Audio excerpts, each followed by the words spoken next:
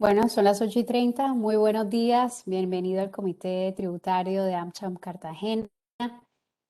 Como ustedes saben, este comité está liderado por Juan Carlos Arbeláez, afiliado de Crow, Colombia, afiliado de AmCham Cartagena. Juan Carlos es abogado en la Universidad de La Sabana, especialista en Derecho Comercial de la Universidad del Rosario, especialista en Derecho Tributario y magíster en Derecho Privado de la Universidad de La Sabana.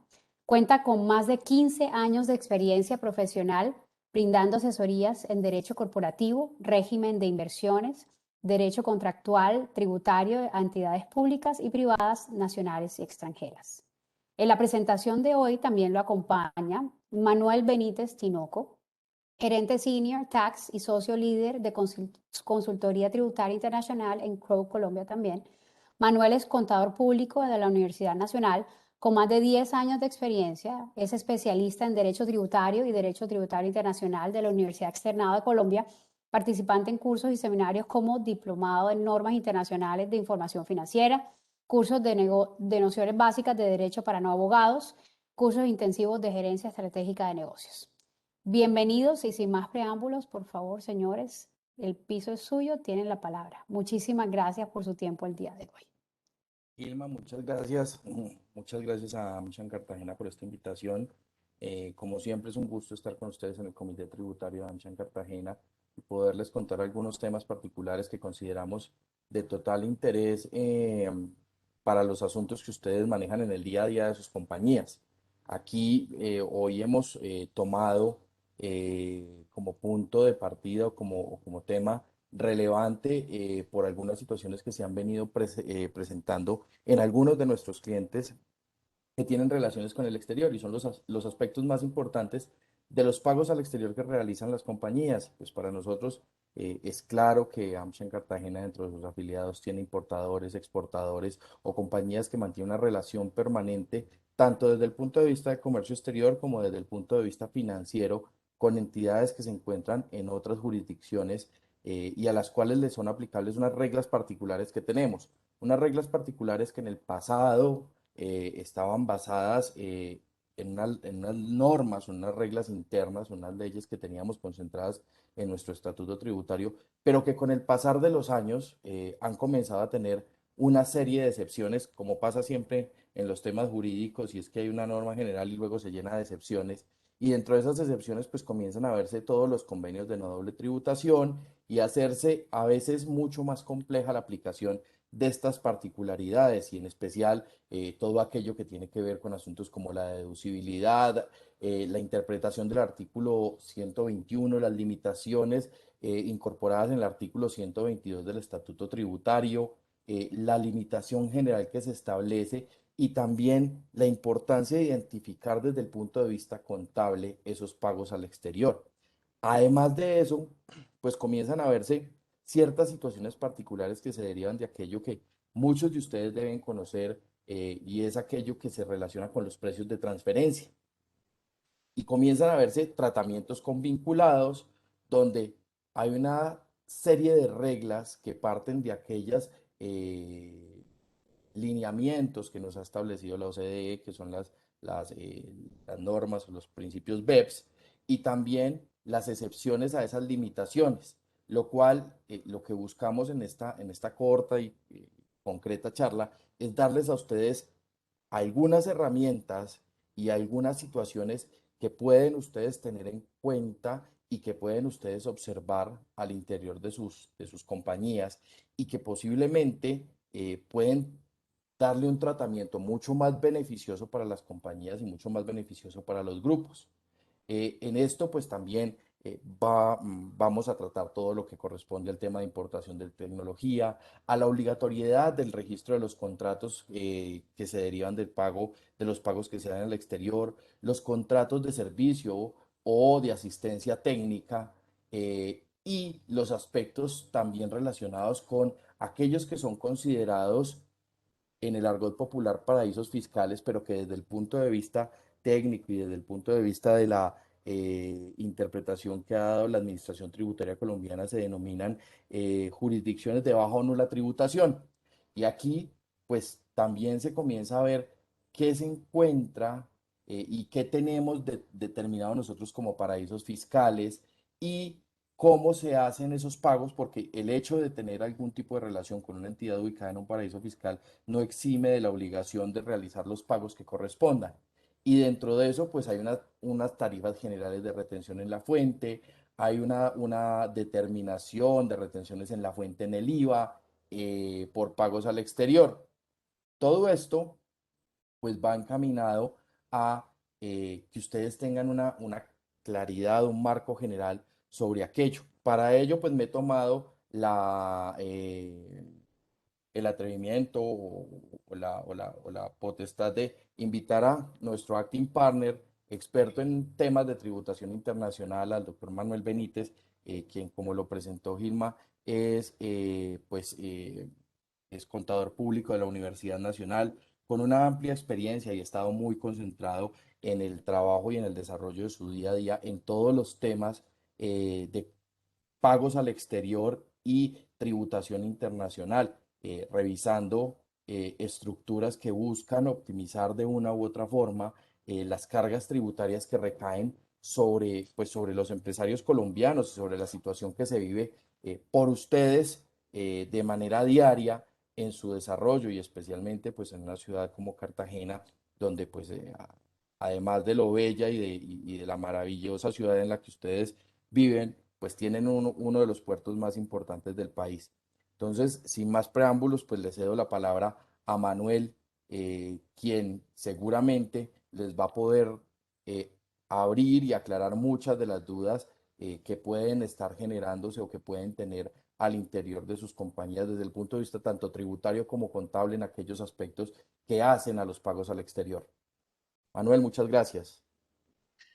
Doctor Veláez, muchas gracias Gilma por esta invitación. Saben que siempre estamos prestos a participar aquí, a ayudarlos con todos estos temas que a veces, como lo menciona el doctor Veláez, son un poco complejos y agradecerle pues a todos los asistentes en la mañana de hoy.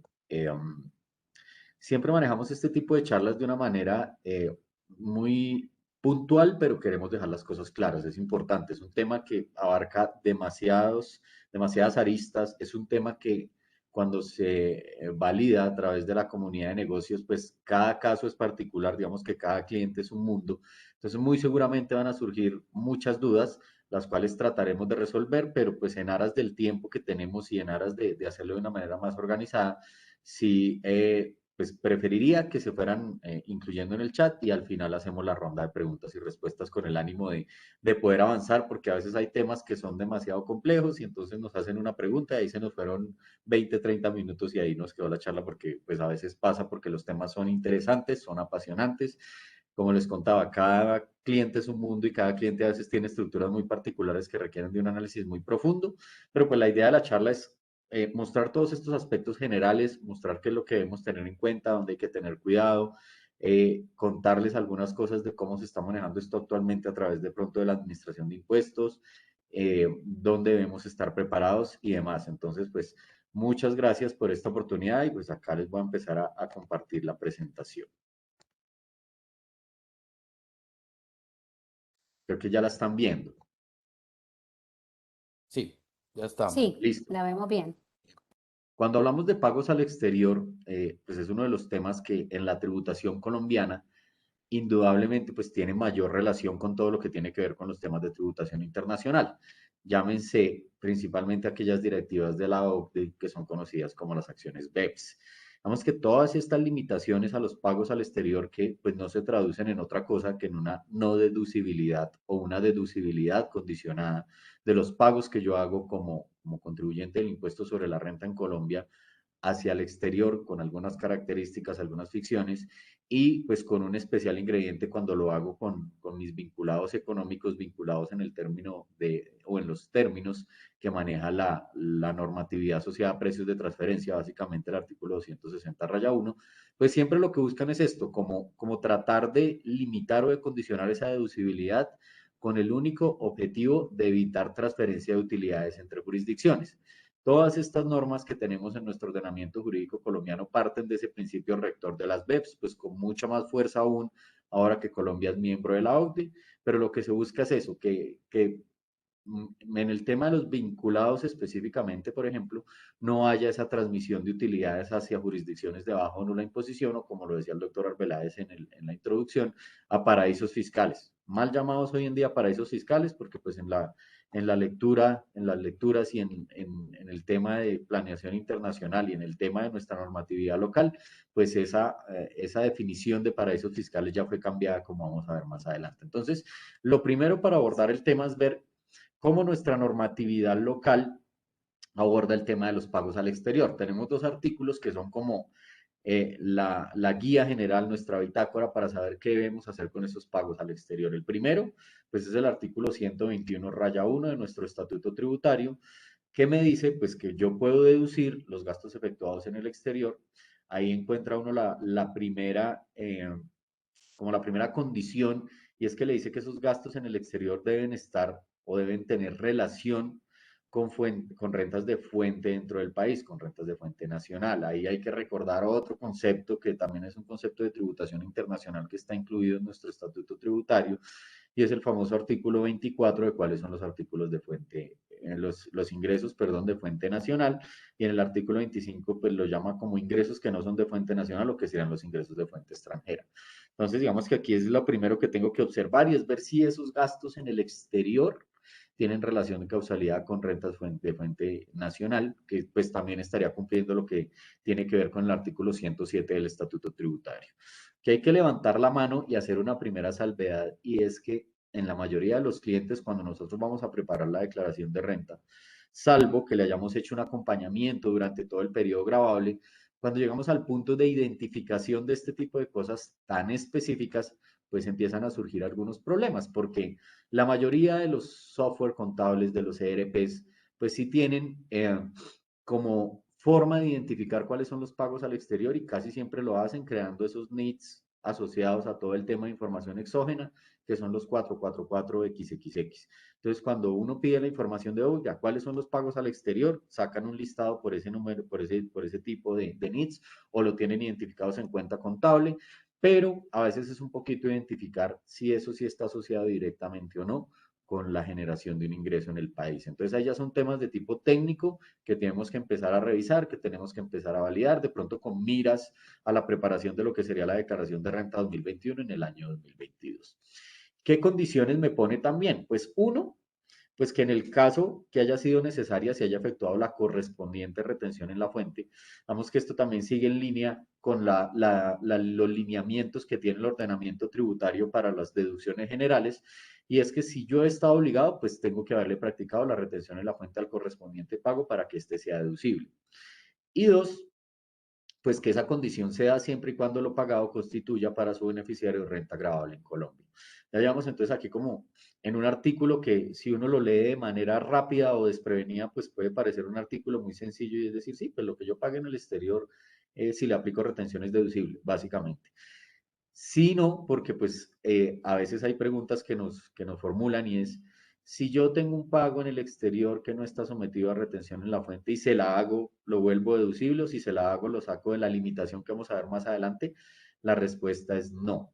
Las normas tributarias, digamos que tienen un tenor literal y no les dable al intérprete pues hacer este tipo de analogías. Entonces, ojo con el tema de retención en la fuente, porque muchas veces en la práctica se ve, aunque suene de pronto un poco raro, que hay clientes que tratan en el tema de pagos al exterior, como le aplico retención a todo y lo paso full como deducción.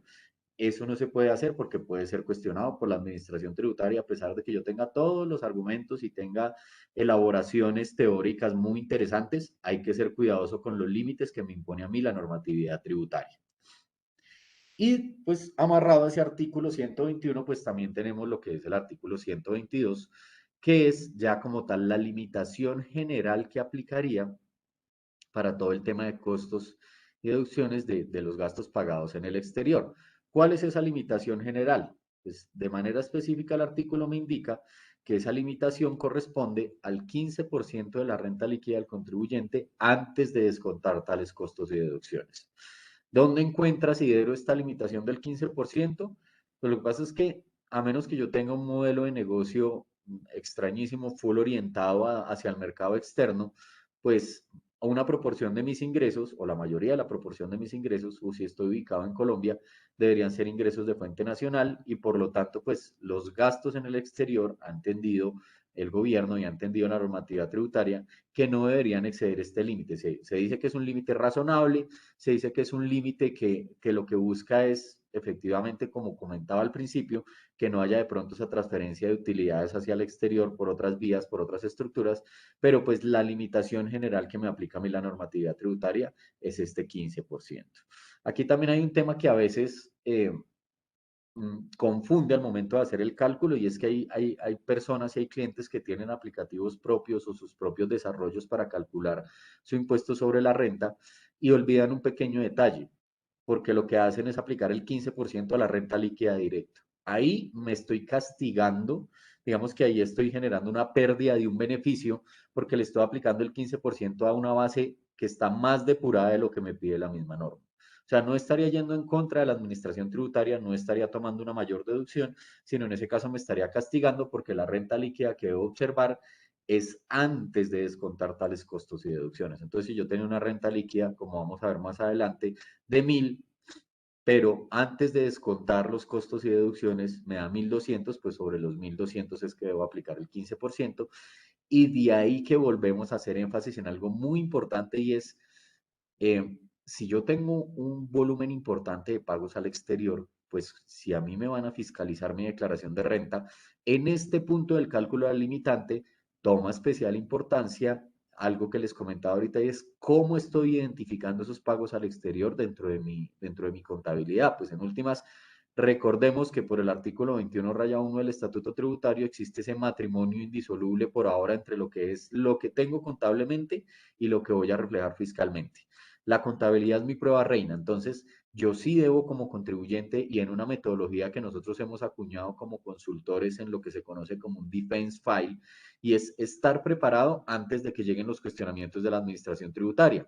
Entonces, hasta por cosas técnicas como esta, yo puedo empezar a prepararme y es, si tengo el detalle de los pagos limitados al 15%, pues poder tener un dato identificador o un link que me permita a mí de manera rápida, sencilla y práctica demostrarle a la administración tributaria de dónde estoy obteniendo la información para el cálculo de esa limitante. Esa limitante, pues obviamente tiene algunas excepciones que serían pagos que no estarían sometidos a esa famosa limitación del 15%. El primero, y es donde les digo que a veces los colegas nuestros se ponen un poco creativos, y es que el artículo 122 tiene esta excepción que me dice que aquellos pagos de los cuales es obligatoria la retención en la fuente no están sometidos a la limitación. Ojo, que de la sola lectura del mismo artículo, yo ya estoy descartando esas estrategias, por llamarlo de alguna forma de planeación, porque solo es deducible a un 100% los pagos al exterior, pero los que deban tener retención en la fuente de manera obligatoria. Si hay algún pago que no debe estar sometido a retención y yo, para tratar de encajar en esta sección de la limitación del 15% se la hago, no puedo garantizar la deducibilidad al 100% del mismo. Muy importante tenerlo en cuenta. ¿Qué otros pagos? Los contemplados en el artículo 25, que serían los famosos pagos que constituyan para su beneficiario ingreso de fuente extranjera. Sobre esos no existiría limitación y sobre esos no existe en caso, de manera general, aquí hay algunas limitaciones o algunos casos especiales, pues la obligación de tener retención en la fuente. Aquí pues también me habla de los pagos o abonos en cuenta por la adquisición de bienes. Estaremos hablando básicamente de temas de importaciones. Aquellos que se deban hacer en cumplimiento de un deber legal, es aquellos pues en los que yo me vea obligado por alguna razón de índole legal de la normatividad de algún país o por alguna normatividad contractual, pues que deba hacer un pago al exterior, ahí debo guardar todos los soportes porque esos son de los que se enmarcan dentro de la no limitante, o sea, los que podrían ir al 100%, por eso es muy importante tener la documentación comprobatoria de los pagos que estoy efectuando. Y pues por último, todo el tema de intereses sobre créditos otorgados a contribuyentes en el país por parte de organismos multilaterales de crédito. Entonces, estas son como las 5 excepciones que me plantea el artículo 122 respecto de la limitación general del 15%. Y acá pues simplemente un ejemplo muy plano, pero pues que lleva a validar y a verificar ¿cuál es el efecto de esa limitante? Entonces, en este ejemplo sencillo, hay un contribuyente que identificó dentro de sus registros contables y sus soportes gastos sometidos a la limitación del artículo 122 por 200 millones de pesos. Como me adelantaba ahorita un poquito, pues la renta líquida del contribuyente fue 1.000, antes de descontar los gastos, pues le dará 1.200, y a esos 1.200 millones es que yo le aplico el 15% del artículo 122. ¿Qué efecto tiene esto? Cuando yo le aplico el 15%, pues resulta que el límite que me da es 180 millones. Frente a un monto total de pagos al exterior, en este ejemplo de 200 millones, pues la consecuencia lógica, ¿cuál es? Que yo tendría de inmediato 20 millones de pesos que, si bien puedo tener todos los soportes, puedo tener todas las justificaciones, no estamos diciendo que sean pagos que de pronto no cumplan con la deducibilidad, pues en aplicación de esta limitación del artículo 122, pues yo ya estaría, entre comillas, perdiendo 20 millones de pesos de deducción, porque pues no los podría tomar de acuerdo con la limitación general.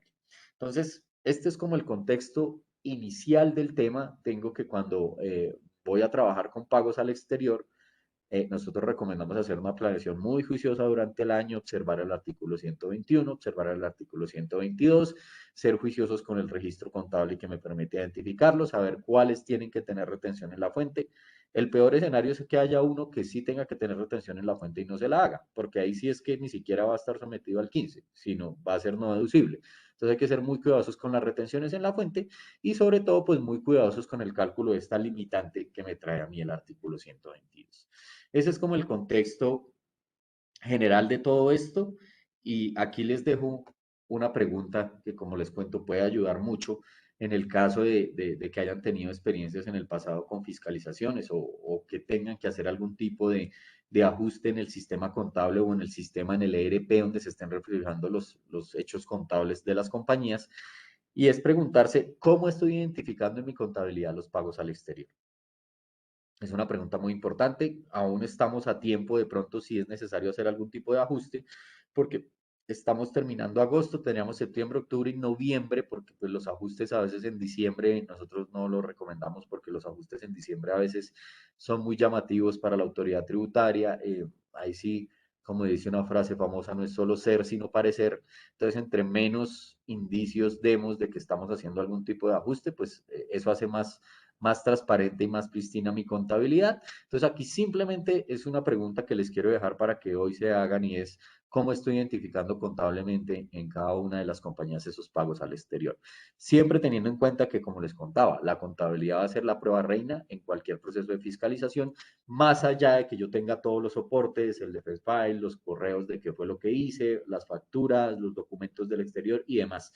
Debo partir de tener una contabilidad que de manera práctica me permite identificar esos pagos al exterior. Dentro de ese tema, como lo decía en la introducción el doctor Arbeláez, pues hay algo que cobra especial relevancia, y es que yo tengo una normatividad general que está asociada a la deducibilidad de estos pagos y a la limitación del 15% de manera general, pero aquí también cobra vital importancia el tema de los vinculados. ¿Qué dice puntualmente, o qué temas empieza a afectar todo este tema de la vinculación?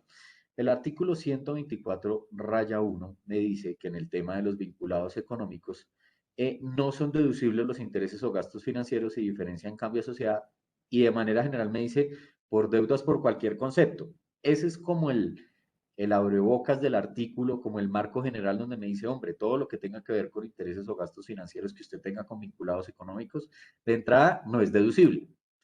Empieza nuevamente, como el artículo 122, a tener algunas excepciones. Y ahí me dice: bueno, esa es la regla general, pero pues de ahí saco las deudas con entidades del sector financiero que estén vigiladas por la superfinanciera. Saco las deudas de corto plazo y largo plazo por adquisición de materias primas, que pensaría uno que es como que no se puede castigar a una compañía que tenga un nivel de endeudamiento que esté legítimamente soportado por haberse endeudado para adquirir las materias propias para la elaboración de sus productos o para poner en marcha su cadena productiva. Y pues finalmente me dice que no están sometidos a esa no deducibilidad los intereses y demás costos y gastos financieros atribuidos a un establecimiento permanente en Colombia que se han sometido a retención en la fuente. Aquí hay otro concepto de tributación internacional que es muy interesante y muy apasionante para aquellos que nos dedicamos a la tributación internacional, que en Colombia ha tenido un desarrollo un poco incipiente, todavía estamos ahí, y es el famoso tema del establecimiento permanente, que pues lo podríamos tratar en otra charla porque es un tema bien complejo, es un tema que está tomando total importancia hoy en la tributación internacional y en la tributación colombiana, pero pues acá lo nombran de manera transversal diciendo que pues ese tipo de pagos también estarían fuera de esa no deducibilidad total que me plantea el artículo 124-1. Pero nuestra legislación tributaria a veces, en algunos casos, es bastante compleja. ¿En qué sentido? En que parto de una norma general, esa norma general dentro del mismo artículo del Estatuto Tributario tiene unas excepciones, pero a su vez en otros artículos del Estatuto Tributario puedo encontrar la forma de que, por ejemplo, en este caso, esos pagos del artículo 124-1 sean deducibles. Entonces, eso hace que yo no tenga que observar solo, digamos, una fuente normativa como es el artículo inicial que me está dando lugar a un tratamiento específico, en este caso a unos pagos al exterior, sino también desde nuestro papel de consultores, pues tenemos que entrar a preguntarnos como, hombre, ¿de qué manera puedo hacer que esos pagos que están incluidos dentro de la norma general, que es el inicio del artículo 124-1, cómo los puedo hacer deducibles? Y pues la respuesta está en el régimen de precios de transferencia. Cuando yo voy y miro ese artículo 260-8, él me hace una descripción o una compilación de algunos artículos del estatuto que la mayoría de ellos básicamente hablan de limitaciones, cuando yo voy y los leo. Entonces me habla del artículo 35, el artículo 90 que es el costo fiscal de los bienes, el 124-1 que acabamos de ver, el 143 lo vamos a ver ahorita, es una amortización de intangibles, y así empieza a nombrarme una serie de limitaciones, que muchas de ellas pues tienen que ver obviamente con lo que es del régimen de pagos al exterior, y me dice pues que esas limitaciones o esas condiciones particulares de esos artículos del estatuto tributario mencionados pues no aplicarían para los contribuyentes que se encuentren dentro del régimen de precios de transferencia. Ahí nombra los artículos que reglamentan todo el tema de precios, pero también me dice, no es solo estar dentro del régimen, sino deben demostrar que cada una de esas operaciones cumple con el principio de plena competencia. Recordemos que el objetivo principal, de manera general, del régimen de precios de transferencia, ¿cuál es? Que si yo tengo operaciones con vinculados económicos, pues debo demostrar a través de las metodologías que ha establecido la Administración Tributaria que esas operaciones están a precios de mercado o que cumplen con el principio de plena competencia, que no es más que demostrar que si yo hubiera hecho esa operación con un tercero independiente, con un tercero con el cual no tuviera ninguna vinculación, pues el precio se hubiera manejado de manera similar. Nuevamente amarrado a todo el tema de BEPS, a todo el tema de tributación internacional, para evitar que cuando yo tenga operaciones con vinculados, por ejemplo, les haga ventas de productos por un valor inferior o superior, que difiera en buena medida de lo que yo haría si esa operación hubiera sido con un tercero independiente.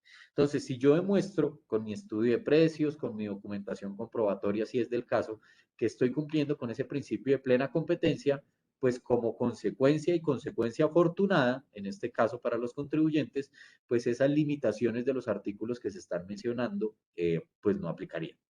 De ahí que entonces ya la deducibilidad de esos pagos pues tomaría otro rumbo y por eso es tan importante que este tema de los pagos al exterior tenga un manejo integral. Si ustedes se dan cuenta que ya hemos visto varios temas, tiene un componente contable, tiene un componente de soporte documental que es el famoso defense file, tiene un componente ya de la limitación general, tiene un componente del tema de cómo estoy manejando las retenciones en la fuente y ahora me lleva a mí a preguntarme en el caso de que esté obligado, hombre, ¿cómo estoy manejando esas operaciones dentro de mi régimen de precios de transferencia?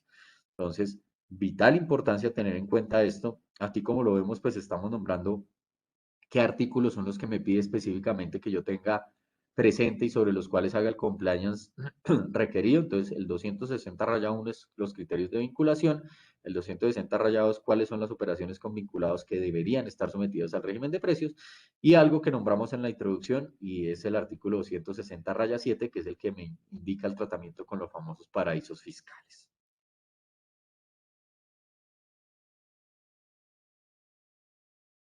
¿Cuál es la limitación que hablaba aquí el famoso artículo 143? Porque ya son limitaciones particulares a las operaciones que yo tengo con vinculados. Acá básicamente me dice ese artículo 143 que no van a ser amortizables los activos intangibles adquiridos de que tratan los numerales 1 y 2 del Estatuto Tributario. Cuando yo me voy a ese artículo 74 del Estatuto Tributario, perdón, y voy y miro los numerales 1 y 2 de qué está hablando, básicamente el artículo 74 es el que marca todo el tema de costo fiscal de los activos intangibles, que para los que están de pronto más cercanos a la práctica sabrán que esto cambió también desde el tema de la integración de NIF y desde el tema nuevamente el artículo 21 raya 1 que indica que pues la suerte de lo fiscal debe seguir lo contable a menos que haya una norma específica. Este es uno de los casos en los cuales hay norma específica y simplemente para mencionarlo porque también tiene relación con el tema de precios, es que me dice ese artículo 143 que los activos incluidos en los numerales 1 y 2 de ese artículo 74, que cuando voy y los miro son los activos intangibles adquiridos, básicamente de manera separada o como una combinación de negocios. Si yo tengo un activo intangible que estoy comprando, debo poner ahí una banderita y ver cómo estoy manejando eso respecto al régimen de precios de transferencia en el caso de que sea una operación con vinculados, o tengo que ver cómo manejo la deducibilidad de esos pagos específicamente porque existe una limitación que me está poniendo este artículo 143 que queríamos mencionar ahí. ¿Y por qué lo mencionamos? Porque el tema de los intangibles actualmente es un tema que también toma vital importancia con todo el tema de la economía digital, de los servicios digitales.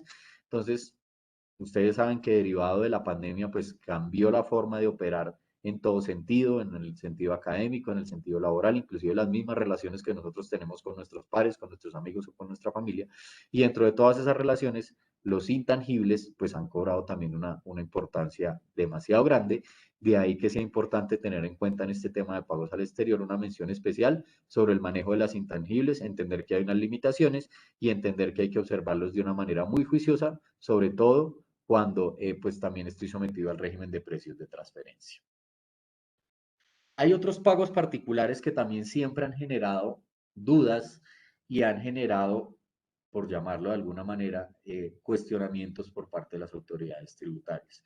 Los pagos por regalías siempre son unos pagos que generan ese tipo de suspicacias. ¿Por qué? Porque en la experiencia, pues las regalías eran una de esas formas que se utilizaban en las estructuras de planeación tributaria para mover utilidades o asignar recursos de una jurisdicción a otra. Entonces lo que hacían era, hay un grupo empresarial y ponía la marca, no sé, en Luxemburgo o la ponía en Delaware, en alguna jurisdicción de baja imposición, allá ponían la compañía que era dueña de la marca y a esa compañía, pues todas las compañías del grupo situadas en todas las demás jurisdicciones empezaban a hacer los pagos de regalías. ¿Qué generaba eso? Que se destinaran unos recursos a una jurisdicción con una imposición menor o con una tasa impositiva menor, que en últimas terminaba redundando en disminución de la base tributaria en los países en los cuales se estaba haciendo el pago de la regalía. Entonces, en Colombia yo hacía un pago de una regalía y de manera general, pues yo lo tomaba como deducción y disminuía mi base de tributación y ese dinero iba a tributar en alguna jurisdicción en la cual muy seguramente la tasa era inferior o muy inferior a la colombiana. Aquí me adelanto un poco y simplemente un comentario al margen en temas de tributación internacional. Para evitar este tipo de cosas, la OCDE ha venido impulsando temas como algo que no sé si la mayoría de ustedes lo han escuchado y es el impuesto mínimo global. ¿Qué quiere hacer la OCDE? Que los países que firmen ese acuerdo de impuesto mínimo global se plantea tener una tasa que no puede ser inferior, en este caso a lo que están sacando los papers de la OCDE, al 15%. O sea, todos los países que estén adheridos a ese acuerdo, pues no van a poder tener una tributación inferior al 15%, esto con el ánimo de evitar esos desbalances entre las jurisdicciones. Pero eso es una nota al margen, seguimos aquí con el tema. ¿Qué me dice específicamente en el tema de las regalías? Nuevamente, que si yo pago regalías a vinculados económicos del exterior o a zonas francas que tengan que ver con la explotación de un intangible formado en Colombia, recordemos que intangibles tengo intangibles formados o intangibles adquiridos, los formados son los que, como su nombre lo indica, los desarrollo al interior de mi propia empresa y termina siendo un intangible para mí, el know-how y demás, ese tipo de pagos son no deducibles. O los pagos por regalías por adquisición de producto terminado. Ese es un tema que también ha sido bastante controversial porque es muy común ver que si yo estoy usando una marca que es de renombre, pues cuando yo compro el producto, parte de ese producto ya trae integrado dentro del costo el tema de la regalía. Entonces se hablaba mucho del tema de la regalía oculta dentro del costo o la regalía que efectivamente sí está soportada y yo pago por la adquisición del producto cuando estoy haciendo la transacción. Frente a eso, pues tenemos un concepto del año 2018 de la DIAN que está aclarando un concepto anterior y básicamente aquí lo que dice, pues que cuando yo pago regalías al momento de la venta de un producto terminado, acá vamos a ver la importancia de los famosos defense file. Corresponde al contribuyente demostrar mediante prueba idónea. Aquí no me está diciendo cómo debo comprobarlo porque cada cliente es un mundo y cada operación es un mundo también. Entonces simplemente me dice el concepto mediante prueba idónea que dentro de la estructura del precio del producto no fue previamente incorporada una regalía.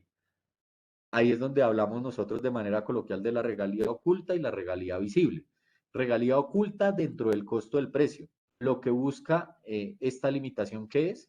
Nuevamente que yo no haga ese tipo de pagos de manera artificiosa, por llamarlo de alguna forma, para disminuir mi base gravable. Entonces, tengo que ser muy cuidadoso en este tema con el pago de las regalías de producto terminado, porque tengo que estar en disposición mediante prueba idónea, repito esa parte del concepto porque es muy importante el tema probatorio, pues que yo dentro del costo que ya pagué inicialmente por ese producto no estoy haciendo pago alguno por regalías, porque es donde puedo empezar a tener diferencias con la administración tributaria, cuestionamientos y pues por lo general cuando se pacta una regalía sobre producto terminado, pues es un monto que es bastante representativo y yo tengo que ver cómo lo puedo manejar. A veces, esto es otra recomendación, hay estructuras de negocios que desde el punto de vista financiero, operativo y administrativo puede que funcionen muy bien, pero si se deja de lado el punto de vista tributario, puedo tener sorpresas al final del ejercicio, puedo tener unos resultados maravillosos financieramente, una utilidad pues muy buena para distribuirle a mis socios y accionistas, pero puedo tener impactos duros desde el punto de vista tributario que me disminuyan esa utilidad si yo no planeo con cuidado las operaciones, como por ejemplo en este caso el tema de las regalías.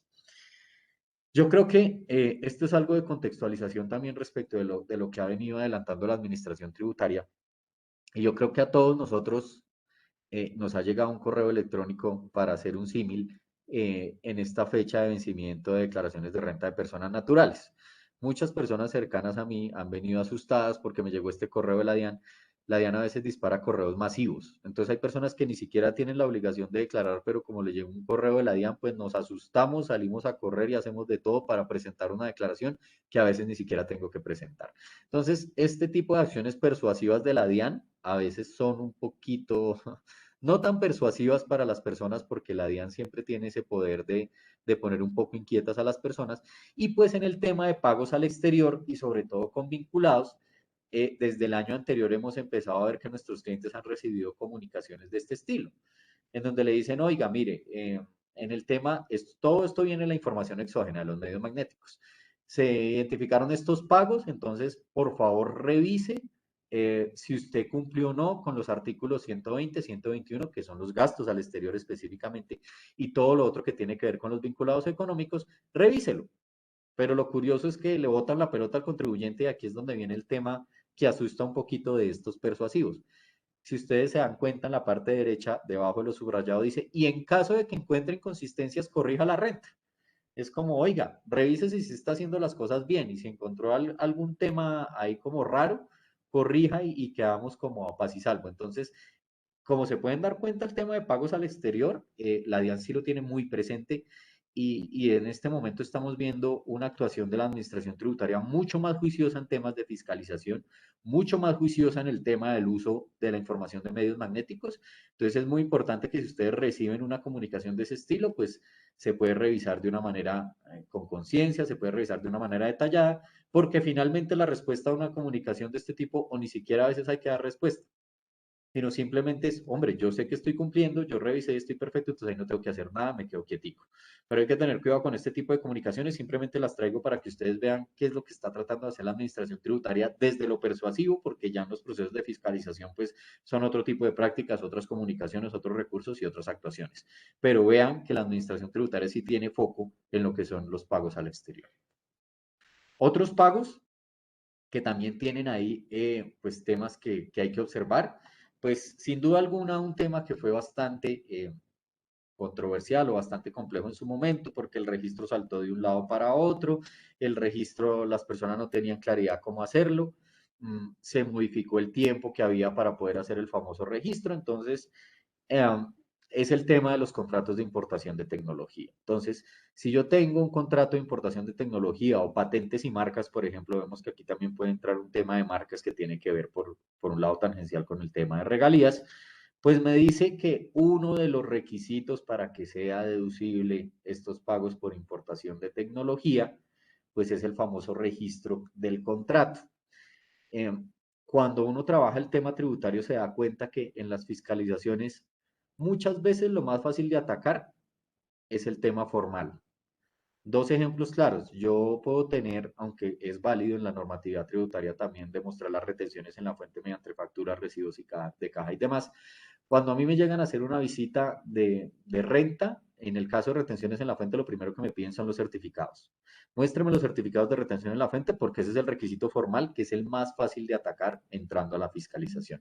En el tema de subcapitalización, que es otro tema de tributación internacional, que es el famoso cálculo de intereses no deducibles, recuerden que la norma introdujo una modificación hacia el año 2018 y es pedirle a los contribuyentes una certificación que tiene que dar el acreedor, donde dice, por ejemplo, que en ningún lado de la estructuración de esa operación de crédito o de deuda hay vinculados económicos. Entonces, si no tengo esa certificación, a pesar de que yo tenga un pago legítimo a un tercero que no es vinculado económico, la administración tributaria puede entrar a desconocer los pagos de intereses asociados por un tema formal. ¿Y qué pasó con el famoso registro de los contratos? Llegábamos nosotros a hacer nuestros diagnósticos tributarios, nuestras declaraciones de renta de nuestros clientes y en varios casos nos pasó que, oiga, pero mire, esta operación yo revisándola con la información que usted me da, esto marcaría dentro de importación de tecnología, déjeme ver el registro del contrato.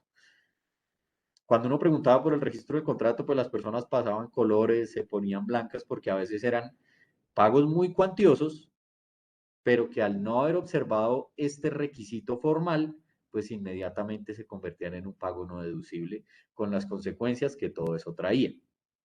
Entonces hay que ser muy cuidadosos con todo lo que tiene que ver con el tema de importación de tecnología. Hay que hacer el registro ante el CIERAC. Digamos que eso ha mejorado mucho, es un tema en el cual pues nosotros tenemos vasta experiencia, pues también tenemos ahí unas personas especialistas que acompañan a nuestros clientes en todos estos registros y es muy importante pues observar que sí se haya efectuado el registro y el segundo aspecto importante es la oportunidad del mismo, porque yo tengo 6 meses para poder hacer el famoso registro, que también pasa a veces, hombre, déjeme ver el registro, sí, mira, aquí está, quedó hecho, no sé, en diciembre, pero resulta que yo estaba haciendo pagos desde enero. Entonces, ojo porque los pagos de enero a junio pueden verse comprometidos porque yo tengo también un umbral temporal para hacer ese registro. Importante tener en cuenta, no es solo hacerlo, también tengo que tener en cuenta el aspecto temporal. Y ojo porque me dice que en el caso de modificaciones, pues si yo modifico el contrato, el registro tengo que efectuarlo 3 meses, hasta 3 meses después de la famosa modificación. Entonces, ojo con estos dos umbrales temporales, 6 para el registro inicial, 3 para modificaciones, porque sin eso, muy seguramente la administración tributaria me va a cuestionar estos pagos por importación de tecnología. Acá pues existe una resolución por parte de la DIAN de cuáles serían los contratos que yo debo tener registrados, me hace un abanico general de cuáles son los que debería observar, me abra licencias de tecnología, los famosos pagos por asistencia técnica y servicios técnicos, que son a veces los que más dolor de cabeza dan, los contratos de ingeniería básica, marcas, patentes y los contratos tecnológicos. Esta resolución, pues es como el marco general que me indica qué debo registrar en ese famoso CIERAC. En el tema de asistencia técnica y servicio técnico, ahí hay varias situaciones que hay que observar. Lo primero, desde hace unos años, se empezaron a generar fricciones en el ordenamiento tributario y es que básicamente, específicamente en el caso del servicio técnico y la asistencia técnica, me dice que independientemente del lugar donde se presten, porque ahí me habla, independientemente de que estos se suministren desde el exterior o en el país, estos ingresos se consideran ingresos de fuente nacional. ¿Dónde empieza a generar problemas esa ficción? Si yo le estoy haciendo un pago por asistencia técnica o por servicio técnico a un proveedor mío que está ubicado en otra jurisdicción, pues en principio, al considerarse ingreso de fuente nacional, esto debería estar sometido a retención en la fuente. Como es una ficción y ese proveedor de servicios prestó su servicio en su país de origen, pues en su país de origen le van a grabar ese ingreso. Le van a decir, señor, usted prestó un servicio en el país, yo lo grabo como administración tributaria de esa jurisdicción y muy seguramente esa persona no va a poder tomar como crédito tributario la retención en la fuente que le hicieron en Colombia, porque en la mayoría de los ordenamientos tributarios yo solo puedo tomar créditos tributarios por impuestos pagados en el exterior sobre ingresos de fuente extranjera. Entonces, este tipo de ficciones, por eso las ponemos ahí adelante, son el numeral 7 y 8 del artículo 24, pueden llegar a generar distorsiones en la gravabilidad de ciertos pagos. Entonces, con servicio técnico de asistencia técnica, digamos que siempre lo que hay que tener en cuenta en las definiciones para saber en dónde me estoy enmarcando y saber cómo debo manejar su deducibilidad y qué soportes debo tener, pues simplemente el servicio técnico, a mí me gusta asimilarlo a como un adiestramiento. O sea, simplemente lo que estoy haciendo es adiestrar un personal para que, para que ese personal, eh, perdón, el servicio técnico es el que yo lo presto directamente.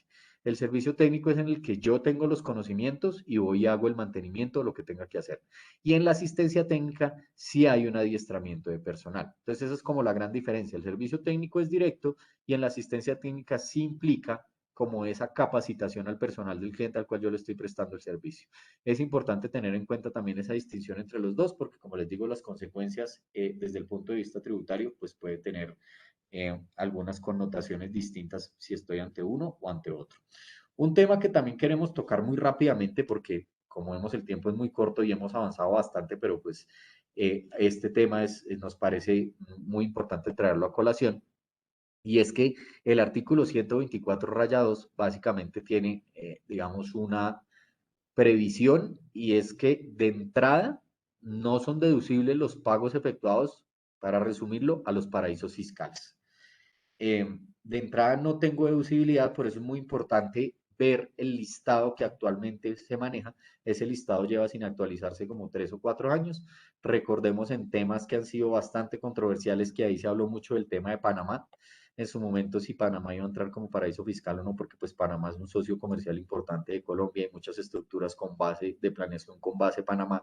Entonces acá este tema de la no deducibilidad de los pagos a los paraísos fiscales pues es muy importante y me dice pues que básicamente nuevamente tengo otra excepción a esa no deducibilidad general. ¿Cuál es? Pues que haya efectuado la retención en la fuente nuevamente cuando a ello haya lugar.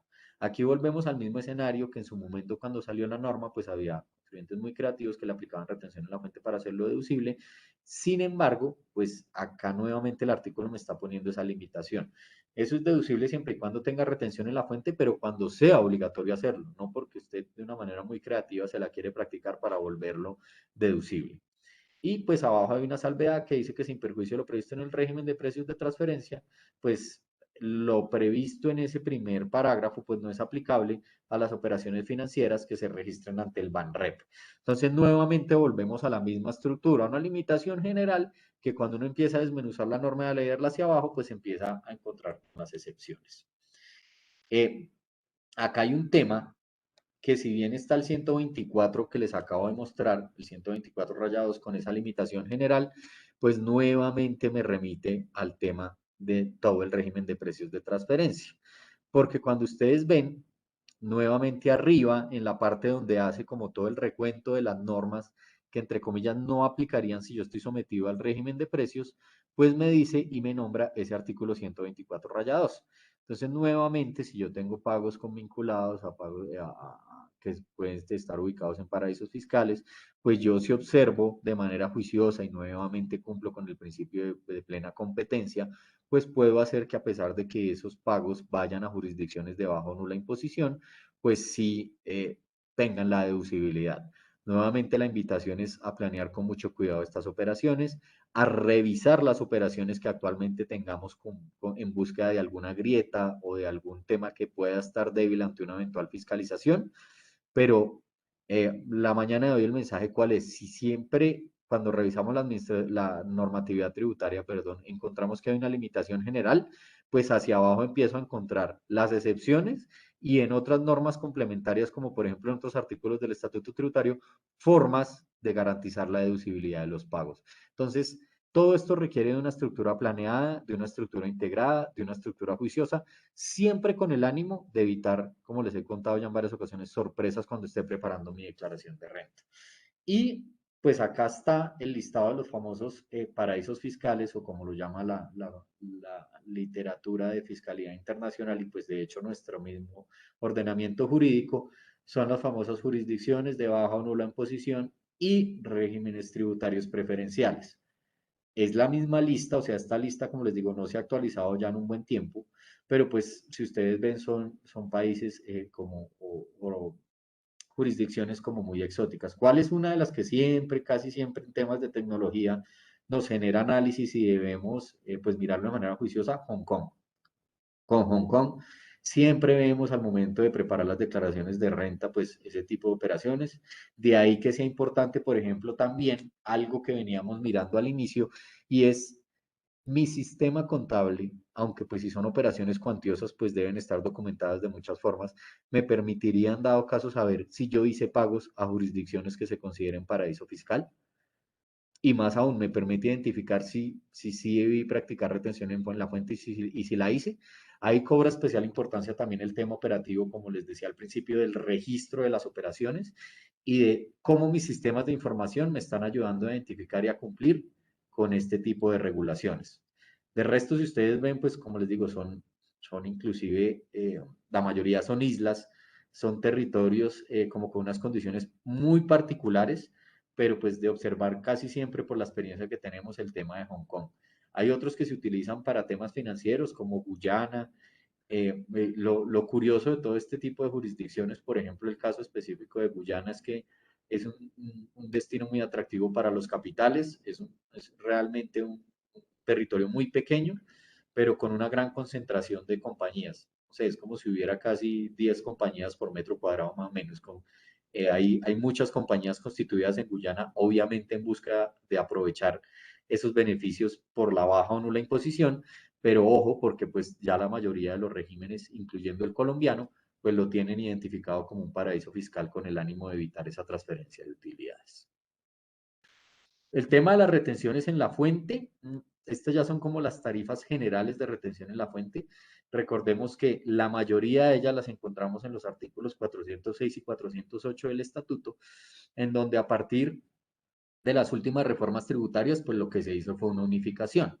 Cuando yo hoy miro esos artículos del estatuto tributario y leo que lo que está sometido en este caso a una tarifa del 20%, que es la tarifa general, pues ahí encuentro casi todo, ¿no? Están intereses, comisiones, honorarios, regalías, arrendamientos, servicios personales, explotación de propiedad industrial, know-how, servicio técnico, asistencia técnica, regalías.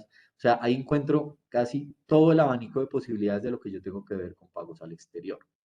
La tarifa general es del 20%, pero nuevamente aquí voy a empezar a observar temas como cuáles.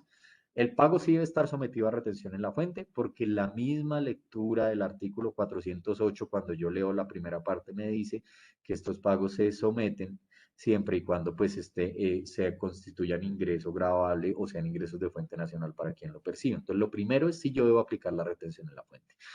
Y segundo, y aún más importante en los temas de tributación internacional, ¿qué pregunta también tengo que hacerme yo aparte para saber qué tarifa de retención le puedo aplicar a un pago al exterior? Pues algo muy, muy, muy importante que cada día toma más vigencia en nuestro ordenamiento jurídico y es validar si a la jurisdicción a la cual pertenece el tercero que yo le voy a hacer el pago, pues tiene suscrito y en funcionamiento y en vigor un CDI con Colombia. ¿Por qué es importante el tema de los convenios de doble imposición o CDIs?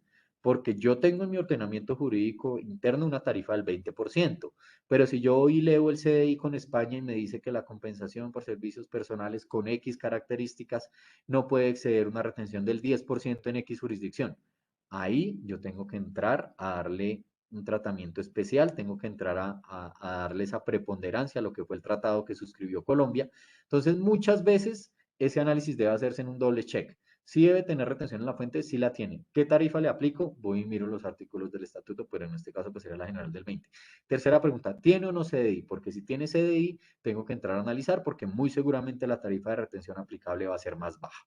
Entonces, acá simplemente pues nombrar ese artículo 408 que es el que me engloba de manera general la retención en la fuente e invitarlos a tener cuidado con esa definición de, uno, si sí debe tener retención y dos, qué tarifa aplico, teniendo en cuenta que hay jurisdicciones en las cuales tenemos CDIs.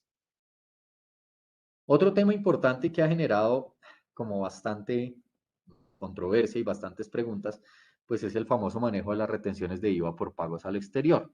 Hay unas tarifas generales, que es la tarifa del 15%, y pues acá hay algunas retenciones específicas que empezaron a operar hace algunos años, pero tiene que ver con las personas responsables de IVA que contraten con entidades sin residencia, en la prestación de servicios grabados con IVA en Colombia, porque pues si hay alguien que viene del exterior y no es contribuyente de IVA en Colombia o no está registrado a veces ni siquiera como contribuyente de IVA en Colombia, pues corresponde a quien está pagando el servicio aplicar esa retención del 100%. Los prestadores de servicios desde el exterior, esto fue algo que también quedó un poco raro en la normativa tributaria, pero ya lo vamos a ver cómo se manejó. El IVA en venta de chatarra, el aerocivil y pues la venta de tabaco. Eso es como lo que estaría sometido a retenciones de IVA por pagos al exterior. ¿Qué pasó con el famoso artículo 437 rayados, que es la retención de IVA para prestación de servicios desde el exterior? Yo creo que ustedes recuerdan, hace creo que 2 años, hubo un debate como bastante interesante de qué pasaba con la gravabilidad de plataformas como Spotify, de plataformas como el Netflix, que efectivamente pues estaban prestando un servicio desde el exterior, pero pues si era explotado en Colombia. Entonces se trató de buscar la estructura en la cual pues esa prestación de esos servicios estuviera grabada con IVA en Colombia. ¿Qué fue lo que inicialmente se dijo? Pues que los emisores de tarjetas de débito y crédito, los vendedores de tarjeta prepago cuando se hacía adquisición de sus bienes a través de tarjeta prepago, los recaudadores de efectivo a través de tercero, pues recordemos que a veces ese tipo de plataformas, Netflix o Spotify, se pueden pagar a través de terceros, y aparte pues la DIAN se reservaba una potestad de decir quién más, pues debían actuar como agentes de retención cuando existieran prestadores de servicios desde el exterior de los siguientes servicios electrónicos o digitales, pero tenía otra cosa que era lo que sonaba como medio raro, y es, bueno, la persona que recibe el pago es el que se va a encargar de hacer agente de retención de IVA. En este caso estamos hablando, recuerden puntualmente, del IVA. Pero ojo que esto va a poder ser o se va a poder dar solo en el evento en que el proveedor de servicio se acoja voluntariamente a este sistema alternativo de pago de impuestos. Entonces, ahí ya tenía un ingrediente un poco raro, y era que pues el prestador de servicio digital del exterior tenía que expresar, y mediante un procedimiento que vamos a ver ahora, expresar su voluntad de volverse contribuyente de IVA en Colombia mediante este sistema alternativo.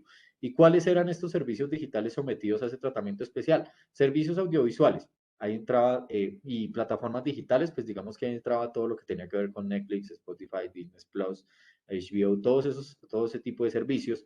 Y pues también entraba los temas de publicidad, los de enseñanza o entrenamiento, derechos o uso de explotación de intangibles, y algo muy peligroso en la administración tributaria y en la normativa tributaria es que a veces siempre el último numeral es como el que abarca todo, porque me pone unos puntuales arriba, pero abajo siempre me deja algo del estilo otros servicios electrónicos. Pues dentro de ese otros servicios electrónicos digitales puede entrar una gran variedad de posibilidades, pero pues ahí ya habría que entrar que hacer un análisis más detallado.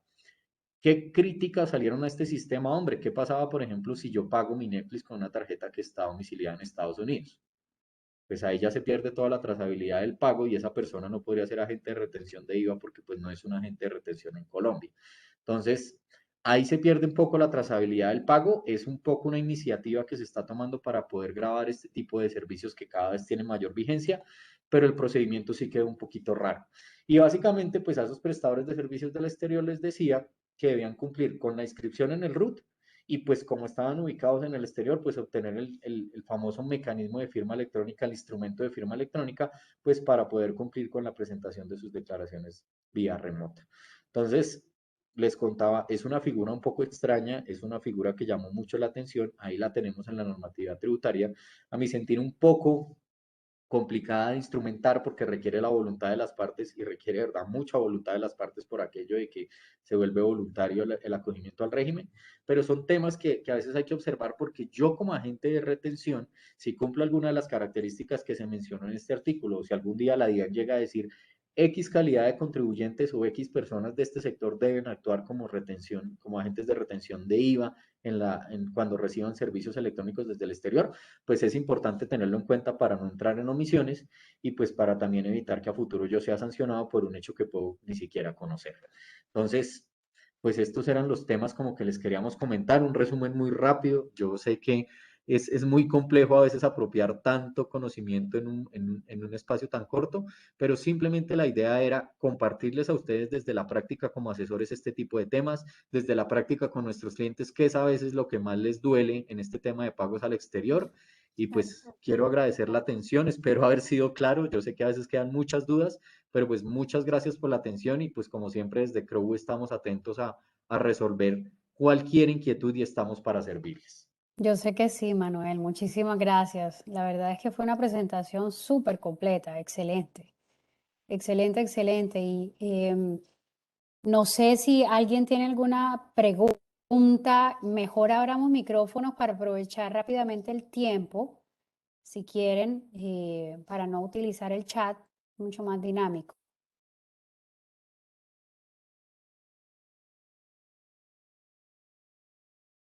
Nadie, bueno, no sé si El tema, alguien se... es que el tema a veces es un poco complejo y yo sé que dudas debe haber muchas. Aquí la idea es empezar a aterrizarlas y lo que les cuento, si llegan a necesitar alguna ayuda de nuestra parte con el mayor de los gustos. A mí me No, preocupa el tema asociándolo con el tema académico porque cuando no hay preguntas o todo quedó claro o nada quedó claro. Entonces espero que haya sido no, yo todo. estoy segura que todo quedó muy claro.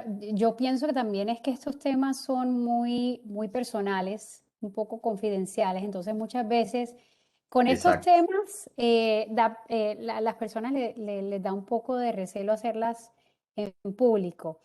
así es. Entonces, no sé si te parece bien, Manuel, podemos, por esta ocasión solamente, de pronto, darle la oportunidad a las personas que nos envíen las preguntas Claro, y las pueden las compartir por haremos correo. llegar por privado, si les Así parece bien, es. y responden por privado, si les parece bien. Además de la grabación, sí, estamos grabando, les damos la oportunidad de que nos manden sus preguntas y se las haremos llegar a Crow para que sean de manera privada, porque yo entiendo que estos temas sí son muy específicos y son muy específicos de Sensibles. empresas o de privados, así que, y son sensibles, exactamente, No, con el y mayor de los gustos, me confidenciales. parece un muy buen mecanismo y les reitero nuestra disponibilidad en lo que necesiten ayudarlos. Excelente, excelente. Bueno, no, y darle las gracias a Crow por una excelente presentación, a ti, a Juan Carlos, a todo el equipo, y muchísimas gracias a todos por su asistencia. Y nos vemos el próximo mes con otro tema. También los animamos a que nos den temas para continuar en este comité el próximo mes. Y bueno, no, y que tengan un excelente fin de semana. Nos vemos entonces. Que estén muy Vilma, bien. muchas gracias a todos los asistentes. Buen fin de semana. Que estén bien. Igualmente, que esté muy bien, hasta luego.